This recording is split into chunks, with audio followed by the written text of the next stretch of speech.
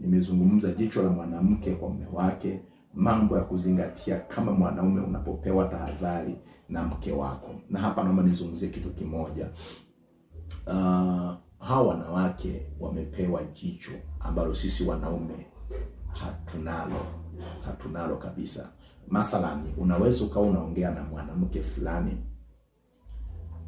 na mke wako labda yuko pembeni au anakuangalia ukiwa unaongea naye, na baadaye akakwambia kabisa kwa namna ambavyo mlikuwa mnaongea na huyo mwanamke, kwa namna ambavyo alikuwa anakutazama yule mwanamke, kwa naye tahadhari, hana nia nzuri na wewe. Lakini sisi wanaume tunaweza kusema hamna shida, mbona ni maongezi ya kawaida.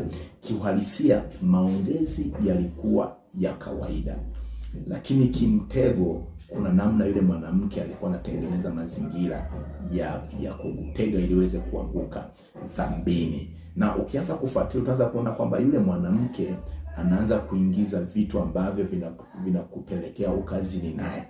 Ndio maana hao wanawake wamepewa hilo jicho. Mimi mwanzoni nilikuwa nivuruga sana. Alikuwa akinitahadharisha, nilikuwa naanza kukasirika sana.